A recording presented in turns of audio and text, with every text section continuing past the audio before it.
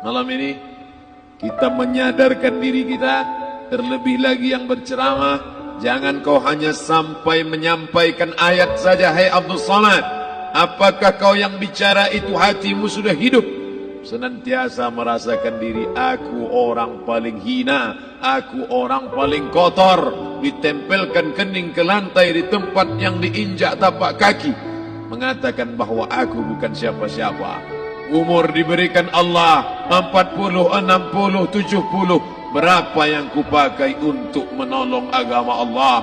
Berapa yang kupakai untuk mengingat Allah?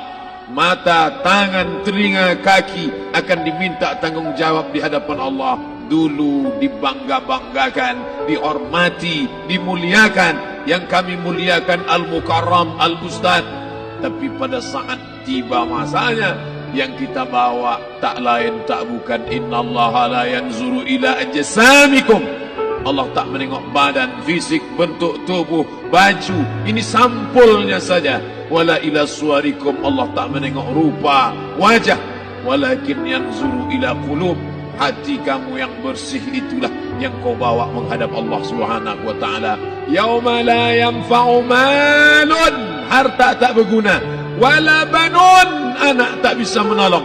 Harta tak berguna, anak tak mampu menolong. Illa man atallah, kecuali orang yang datang menghadap Allah biqalbin salim,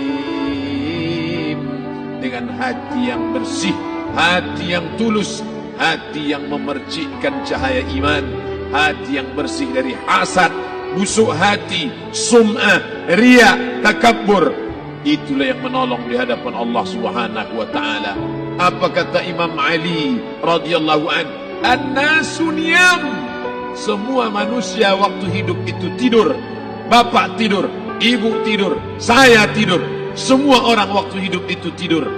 Falamma matu, ketika dia mati, disitulah dia baru terjaga dari tidur panjang. Saat Israel mencabut nyawa, ditarikkan adalah satu centapan yang kuat. Disitulah kita baru terjaga dari tidur panjang. Betapa aku meninggalkan salat, betapa aku tak berzakat, betapa dulu kekuasaan. Aku lulus umur 30, pensiun 58, 28 tahun, apapun tak pernah kubuat untuk agama. Sibuk membesarkan anak, sibuk mengurus warisan. Anak pun tak ingat dengan kita, karena kita lupa menanamkan pendidikan agama di dalam otak kepalanya. Harta yang banyak tak sempat menolong agama Allah. Anak tunggal semata wayang tak sempat dididik agama. Istri meninggalkan dalam keadaan stres susah hatinya, karena dia tak diajarkan sabar menerima ridha ketetapan takdir Allah. Dan paling celaka, tak pernah anggota tubuh ini dipakai untuk berzikir, muhasabah, mengingat Allah. Tak pernah mata dipakai menengok Quran, kitab suci Allah. Tak pernah dipakai hati merenung sejenak. Apa yang akan kubawa mati menghadap Allah Subhanahu wa ta'ala. Abdul Somad dari dalam tanah naik ke atas tanah, ceramah, masuk balik ke dalam tanah. Yang kau bawa apa? Baju koko tinggal, peci tinggal, pakaian kehormatan tinggal. Yang kau bawa kain tidak berjahit, disobek, kerak. Itu yang akan menyampul kulitmu, yang selama ini kau dimandikan, dibersihkan oleh ibumu dulu 60 tahun yang lalu. Sampai masanya kau lupa kapan kau dimandikan dulu. Sekarang ruh melihat, disebut dia ruh karena dia raha ya ruhu ruh, seperti aroma semerbak yang datang pergi hinggap. Ruh sampai masanya dia datang masuk ke dalam jasad. Ruh sampai masanya dia pergi meninggalkan jasad. Malam ini dimuliakan Al-Mukarram Haji Abdul Somad LCMA. Kenapa Abdul Somad ini dimuliakan? Karena ruh hinggap sejenak sebentar, sampai masanya besok pagi dia ruh keluar dari dalam tubuh ini. Anak yang katanya ayahku sayang, istri katanya kaulah abang, sampai masanya mereka tak lagi mau mendekat. Rumah itu saya yang buat, saya yang mengukurnya. Tapi begitu ruh sudah keluar dari badan, tidak satu pun semeter, sesenti, sejengkal, sehasta ada tempat di rumah itu untuk jenazah bernama jenazah Abdul Somad. Mana kawan, sahabat, andai tolan, anak menantu, teman sekantor, semuanya pergi meninggalkan. Yang tetap dibawa, kalau pernah kaki melangkah sholat berjamaah di masjid, kalau pernah tangan mengusap kepala anak yatim, kalau pernah tangan mengucap subhanallah. Nanti di akhir tausiah kita akan berzikir, munajat, muhasabah diri, berdoa, mengenang apa yang akan kita bawa menghadap Allah Subhanahu wa ta'ala. Datang malaikat membawa kain kafan dari cahaya, akan menyambut ruh yang mulia. Hadis riwayat Ahmad bin Hanbal dalam kitab Al-Musnad. Turun malaikat berlomba-lomba membawa kain putih dari cahaya, menunggu ruh akan keluar. Ruh menetes seperti embun di ujung daun. Daun tidak bergoyang, ranting tidak patah. Ruh menetes pelan turun ke dalam kain kafan, dibawa malaikat ke pintu langit. Tak sabar mereka menyambut. Inikah dia yang selama ini berjamaah? Berapa banyak yang masyhur terkenal di bumi, malaikat tak mengenal dia. Ini ruh siapa? Tapi ini bukan LCMA, dia bukan ustaz, dia bukan ulama, tapi imannya dalam, kekuasaan dipakai menolong agama Allah. Ruhnya keluar di bawah, semua malaikat mengucapkan salam. Inilah orang yang selama ini kami tunggu-tunggu, catatannya sudah lama. Setiap pagi petang malaikat subuh membawa catatan namanya, malaikat malam membawa catatan namanya. Kami merindukannya. Begitu orang-orang yang masyhur di langit tapi tak dikenal makhluk bumi. Tapi ada sebaliknya, yang rohnya disentapkan, ditarik malaikat dengan begitu tarikan yang sangat kuat. Nabi bertanya saat Isra Mi'raj kepada mereka yang sudah mati ribuan tahun yang lalu, apa yang kalian rasakan? Yang satu mengatakan seperti tebasan pedang di tempat yang sama beratus kali. Yang satu mengatakan seperti kambing yang dikuliti hidup-hidup. Yang satu mengatakan seperti mata kail mancing ditarik dari kulit yang basah.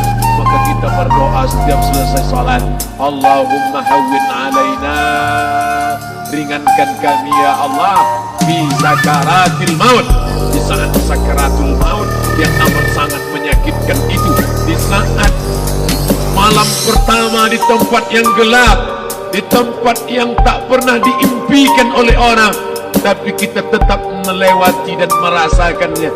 Perlahan-lahan cacing tanah, ular-ulat kalajengking akan menggerogoti kulit yang selama ini dimandikan, selama ini dipakaikan sampo yang mahal, selama ini dioleskan pelembab yang lembut. Tapi ternyata sebelum roh keluar jasad, setelah keluar dia hanya akan menjadi santapan cacing tanah, hancur berkeping hari demi hari. Yang pertama kali membusuk adalah mata, karena dia berisi cairan. Cairan ini mengering, busuk dan berlubang. Lalu kemudian usus sebulan di dalam tanah, mulai dia menggelembung masuk angin dan dia meletus pecah. Cacing-cacing tanah mulai datang menggerogoti, memakan. Habis, siap tak siap, suka tak suka, kau akan didatangkan. Apa yang akan ditanya oleh Allah? Perbuatanmu, amalmu. Faman ya'mal mithqala dzarratin khairan yarah. Sebesar biji sawi, sebesar ujung rambut, kau aniaya orang, kau makan titik puluh keringatnya. U'tul ajira ajrahu, berikan upah pekerja, gaji tukang panenmu, gaji tukang cuci setrika. Kau makan, kau tahan 3 bulan, dia tak menuntut, dia senyum, dia hanya mampu mengadu kepada Allah. Tapi titik peluhnya yang keringatnya, air matanya akan kau balas di hadapan Allah Subhanahu wa ta'ala. Di saat itu tak ada siapa bisa menolong. Hari ini uangmu banyak, kau bayar pengacara handal 1 jam 100 juta, bebas tanpa syarat. Tapi di hadapan Allah semua akan bersaksi. Al-yawma nakhtimu ala, lidah yang selama ini pandai bicara dikunci, ditutup Allah Ta'ala yang akan bicara. Wa tukallimuna aydihim wa tashhadu arjuluhum, kaki akan bersaksi, tangan akan bicara, bima kanu yaksibun, yang pernah dilakukan di masa yang lalu.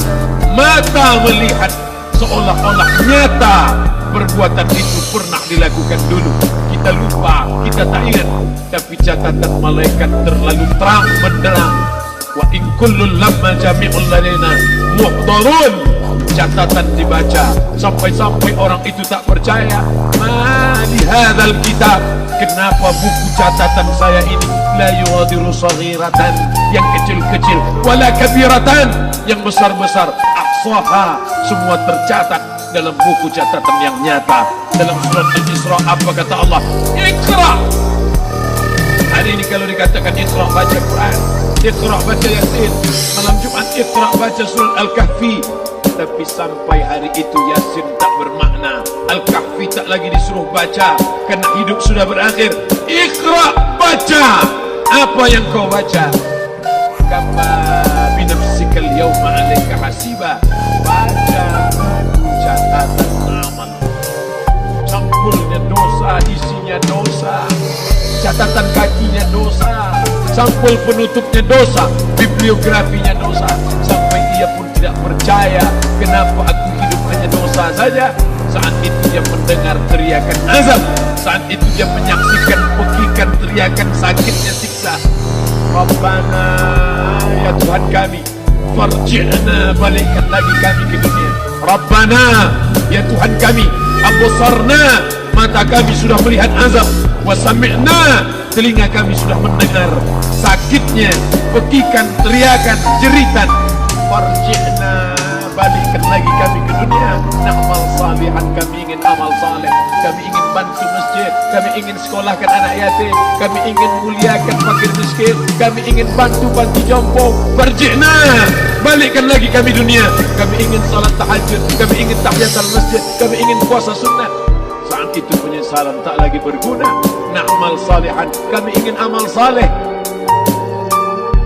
Andai kau beri kami tenggat waktu ya Allah, laula akhartani, kalau kau beri aku waktu, ila ajalin qarib, aku tak minta hidup 1000 tahun, ila ajalin qarib, sebentar saja kau hidupkan aku ya Allah. Di situ orang pun tahu apa yang pernah dilakukan dulu, yang di masa lalu. Tak ada cara lain kecuali malam ini kita bertaubat, taubat nasuha, mandi, solat sunat taubat.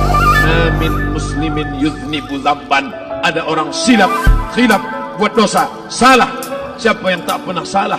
Sedangkan datuk moyang kita Adam pun salah, tapi dia mengetahui, sadar salahnya. Dia berdoa, Rabbana zalamna anfusana, kami sudah menzalimi diri kami. Wa illam taghfir lana, kalau kau tidak mengampuni kami, wa tarhamna, kalau kau tidak merahmati kami, lanakunanna minal khasirin, kami termasuk orang yang rugi ya Allah. Maka malam ini kita bermunajat kepada Allah, berdoa, mengenang masa lalu, bergelimang dosa, besok tak akan kita ulang. Kita minta ampun kepada Allah Subhanahu wa taala.